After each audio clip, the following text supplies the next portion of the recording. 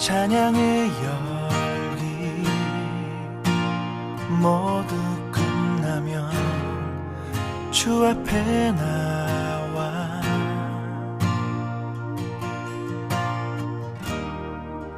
더욱 진실한 예배 드리네. 주님을 향한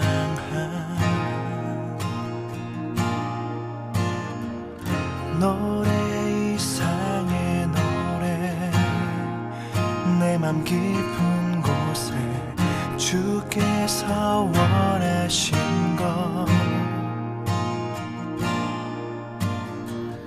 화려한 음악보다 끝없는 열정보다 중심을 원하시죠.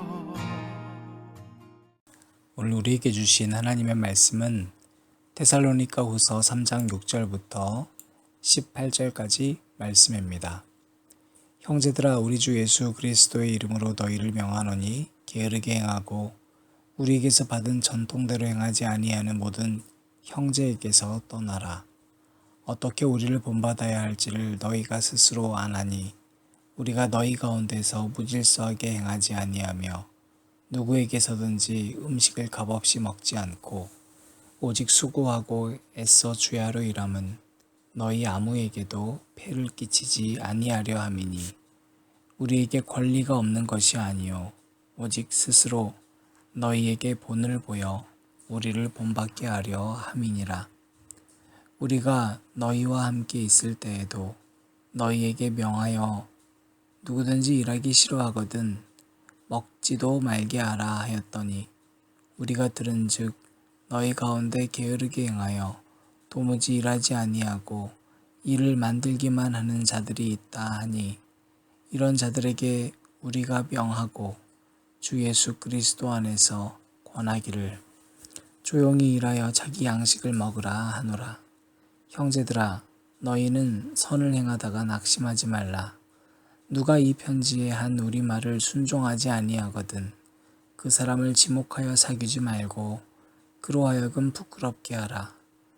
그러나 원수와 같이 생각하지 말고 형제같이 권면하라. 평강의 주께서 친히 때마다 일마다 너희에게 평강을 주시고 주께서 너희 모든 사람과 함께 하시기를 원하노라. 나 바울은 친필로 문안하노니 이는 편지마다 표시로서 이렇게 쓰노라. 우리 주 예수 그리스도의 은혜가 너희 무리에게 있을지어다. 아멘. 주님께 드릴 마음의 예배 주님을 위한 주님을 향한 노래 중심 잃은 예배 내려놓고 이제 나 돌아와 주님만 예배해요.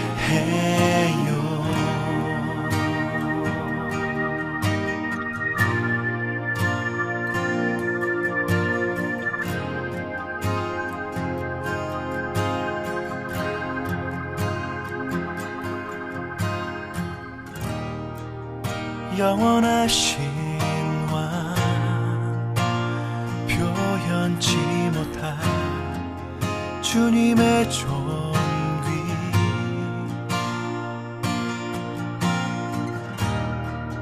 가난할 때도 연약할 때도 주 내 모든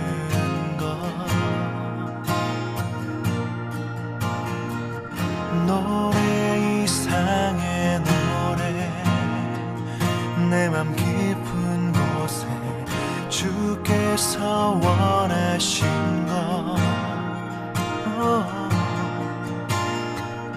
화려한 음악보다 끝없는 열정보다 중심을 원하시죠. 주님께 드릴 맘의 예배 주님을 위한 주님을 향한 노래 중심 잃은 예배 내려놓고 이제 나 돌아와 주님만 예배해요. 주님께 드릴 맘의 예배 주님을 위한 주님을 향한 노래 중심 잃은 예배 내려놓고 이제 나 돌아와 주님만 예배해요.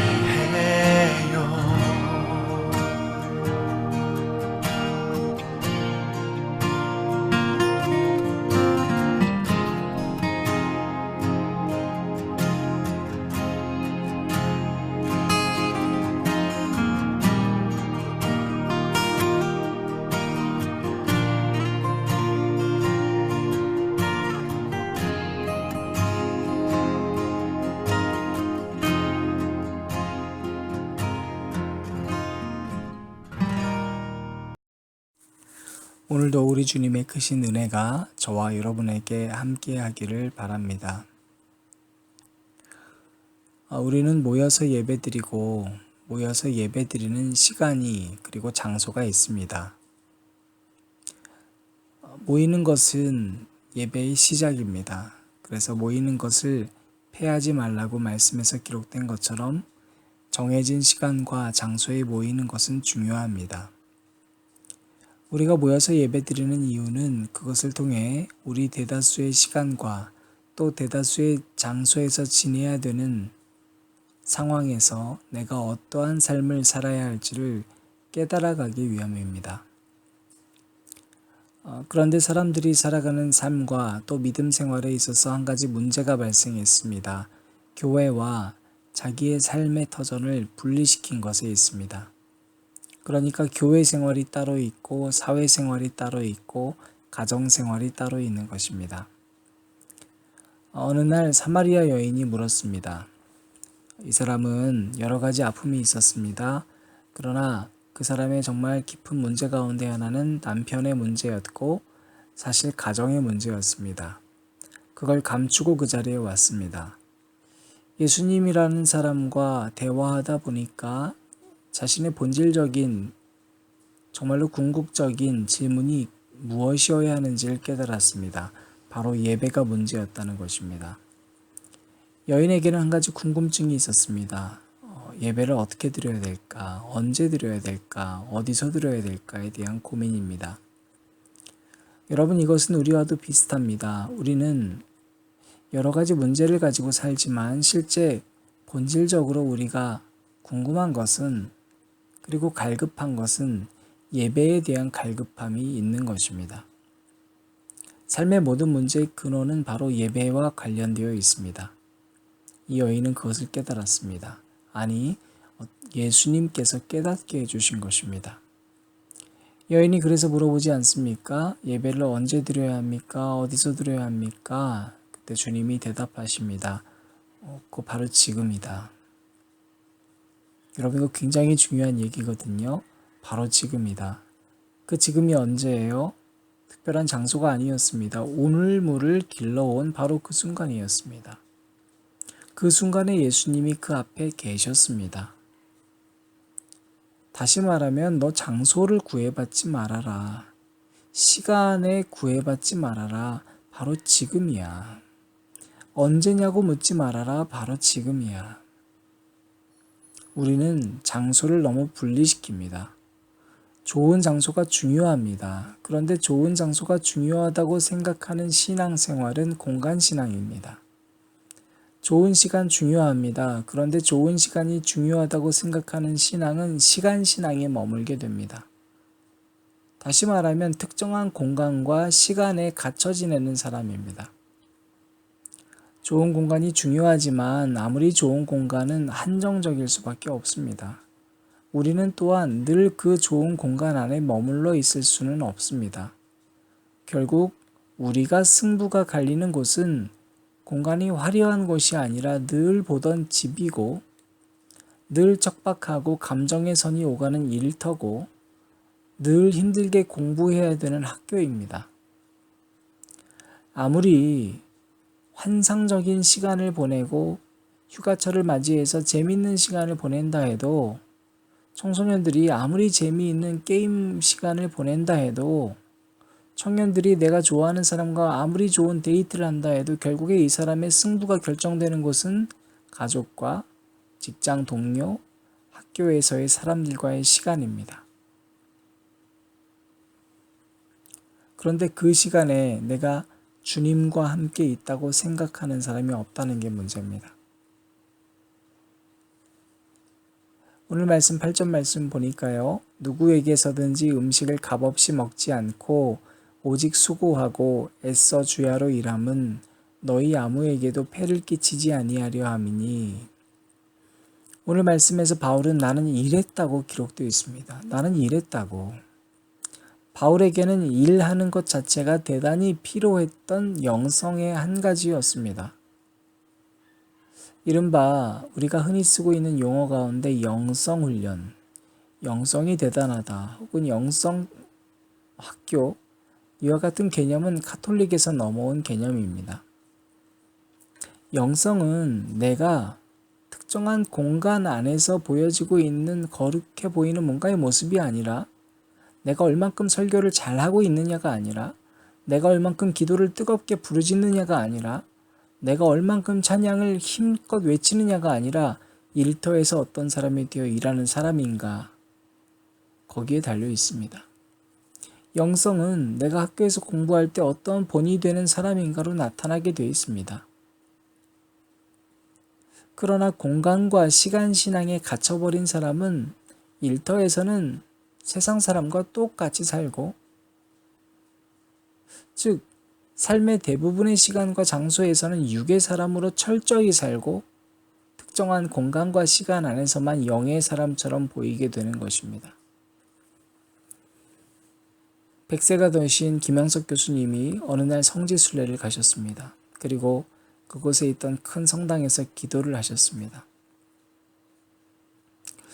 그분이 어떤 무리들과 좀 떨어져서 이런 기도를 하셨답니다. 주님, 저 여기 속죄하고 싶어서 이렇게 순례를 왔는데 뭔가 모르게 마음이 이렇게 좀 외롭고 버림받았는가 모르겠다고 주님을 이제 찾으면서 그렇게 기도를 하셨습니다. 그런데 그때 하나님께서 이런 마음의 울림을 주셨다는 거예요. 너 왜 나를 여기서 찾냐? 나는 형서가 네가 있는 학교에서 여전히 고민하고 있는 젊은이들과 함께 있다. 형서가 나는 치료받지 못해서 고통받고 있는 환자들과 지금 함께 있다. 넌 여기서 뭐하니? 그분이 거기에서 성지라고 하는 공간신앙, 그곳이 얼마나 문제가 많은지를 깨달았습니다. 그냥 예수님 고향 놀러 갔다 온 것이지 성지순례가 아니라는 겁니다. 성지를 순례할 수는 없습니다. 왜냐하면 예수님은 오늘 우물물을 길러온 여인과 함께 있기 때문입니다. 사랑하는 앉은자리 기도회를 들으시는 여러분은 왜 모여서 예배를 드리려 하십니까? 그것은 너무나 중요한 일입니다. 우리가 모여야 하는 이유는 분명히 일주일 동안 대부분의 시간에서 내가 지내야 되는 삶의 한복판에서 예수님을 만나기 위함입니다. 그곳에 계신 예수님과 함께 예배드리기 위함입니다. 오늘 이 새벽을 기점으로 여러분의 우물가에 오늘도 찾아와 주신 예수 그리스도의 은혜가 저와 여러분에게 함께 하시기를 간절히 축원합니다. 제가 이야기 하나 해드릴게요. 2000년 전에 예수님이 이 땅에 오셨대요. 그런데 하루는 예수님이 사마리아라는 곳을 지나가겠다고 하십니다. 근데 그 당시 사마리아는 혼혈인들이 살고 있던 곳이라서 잘 안 갔거든요. 너네 돌아와. 우리는 너네랑은 안 놀래. 근데 예수님이 굳이 이 땅을 가겠다고 하십니다. 근데 이를 이해할 수 없었던 한 제자가 물어봐요. 예수님 왜 굳이 그 땅을 가십니까? 여기 가시면 또 바리새인들하고 사두개인들하고 꼬투리 잡힐 텐데 왜 굳이 그 땅을 가십니까?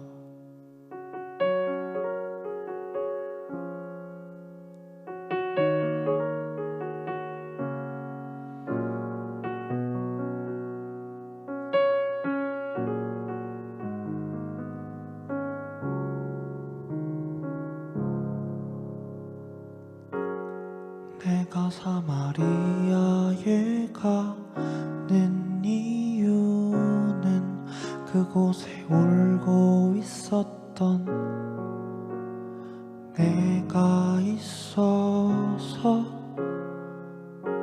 햇볕이 따갑고 그늘도 없는 낮에 나는 기다렸단다. 내가 내게 오기를 아무도 찾지 않는 한 낮의 우물가에 어젯밤을 다 잠든 내가 내게로 온다. 아무도 찾지 않는 한 낮의 물가에 이제껏 삶에 지친 내가 내게로 온다. 나는 사마리아 여인에게 말을 건다. 기쁨의 차 말을 건다. 하늘 보좌 내려놓고 그래 여기에 왔다고. 넌 내게 다시 이리 재촉한다. 그 물을 내게 달라 한다. 넌 이미 보았다. 그 물이 여기에 바로 내 안에 있어. 제가 2013년도 때 중동에 간 적이 있는데요. 중동의 낮은 되게 더워요. 근데 이 요한복음 4장의 시간을 해석을 하는 게 그게 두 가지로 나뉘더라고요. 하나는 로마 시간으로 해석을 하는 게 있고 또 하나는 유대 시간으로 해석을 하는 게 있는데요. 그 해석에 따라서 그 예수님이 오셨던 시간이 조금 달라요. 근데 중요한 건 예수님이 언제 오셨냐가 아니라 예수님이 이 여자 때문에 이곳에 오셨다는 거거든요. 근데 제가 지금부터 들려드리는 이야기는 유대 시간으로 해석을 한 버전이에요. 근데 보통 물을 기르려면 좀 어느 정도 해가 지나고 나서 저녁 때나 아니면 아침에 와야 된대요. 근데 항상 낮에 오는 여자가 있었어요. 왜냐하면 사람들 보기 좀 껄끄러워서. 이 여자는 남편이 5명이나 있었거든요. 남들이 물을 기르는 시간에 물을 기르러 가면 막 수군대는 소리가 들리니까 쟤 또 왔다. 이번에도 남자 바뀌었다며. 어쩌고 저쩌고 저쩌고 저쩌고. 안 들으려고 하는데 계속 들려. 그래서 한낮에 물을 기르러 오는 거예요. 근데 예수님이 이 여자를 기다리십니다.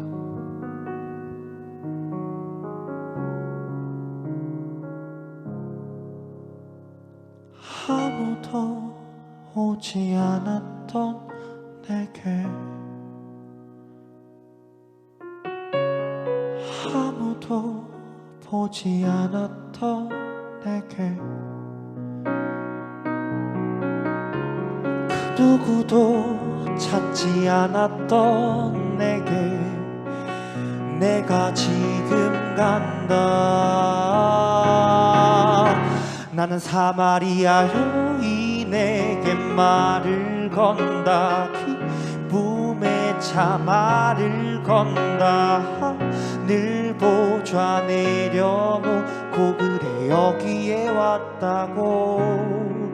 넌 내게 다시 이리 재촉한다. 그 물을 내게 달라 한다. 넌 이미 보았다. 그 물이 여기에 바로 내 안에 있어.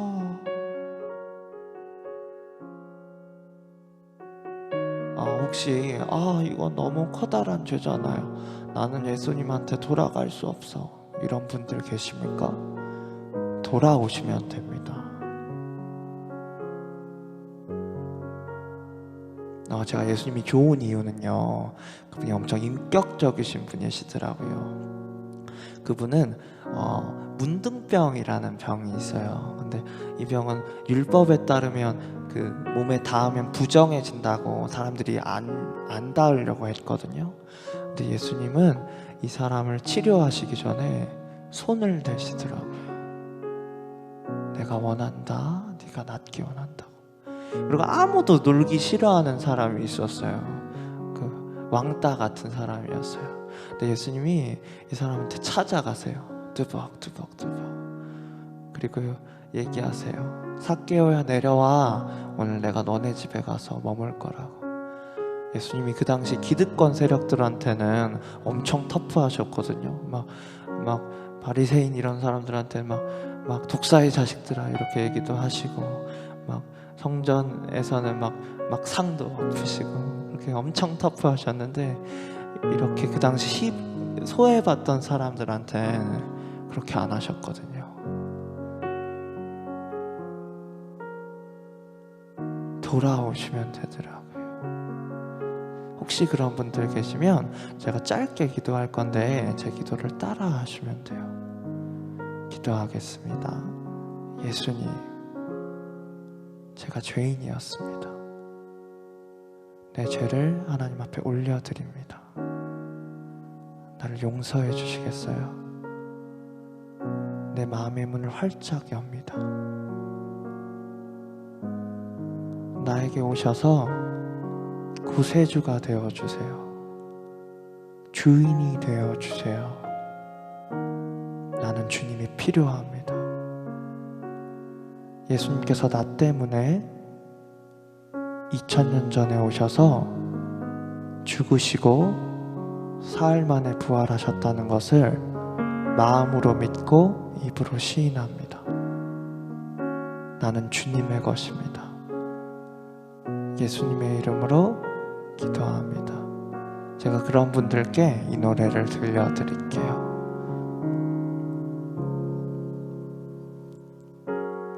내가 사마리아에 가는 이유는 그곳에 울고 있었던